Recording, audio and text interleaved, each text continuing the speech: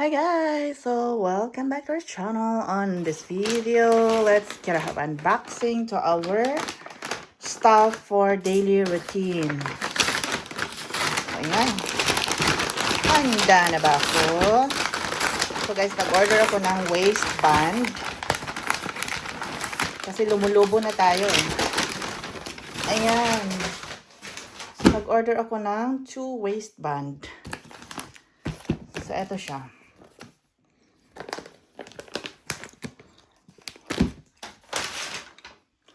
So, let's cut it.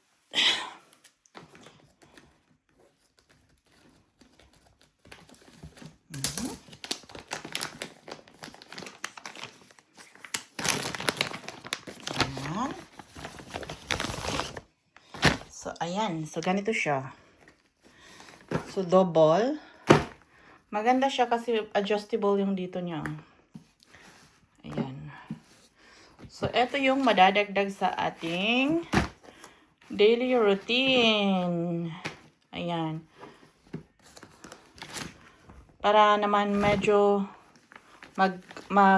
magliit-liit yung tiyan natin. So, hopefully effective siya. So, same lang yung dalawa. Ito at saka ito. So, ayan. So, nakita nyo naman yung isa. Kaya, buksan ko na rin yung isa.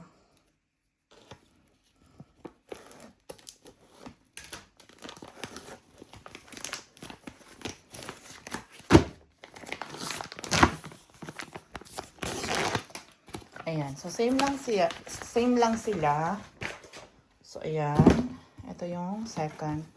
So, bumili ako ng extra para magamit ko siya, exchange. Ang saklap naman no, kung hindi natin lalabhan. So, ayan.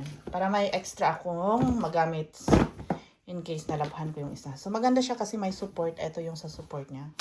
Para naman straight din yung... So, straight naman tayo, no? Pero, alam mo, iba talaga yung standard is... Yung sa yung pag magamit ka nito is nakakatulong din siya para maging straight yung back. So it helps para mawala din yung mga kunting sakit-sakit na mga kabuto-butuhan mo sa likod.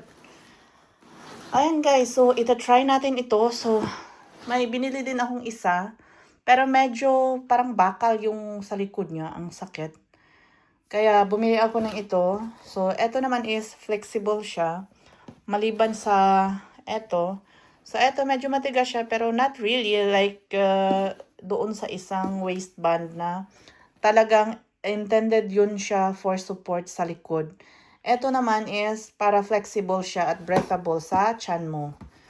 Okay guys, so hanggang dito lang ako at let's see kung anong progress natin in the following days. See you guys!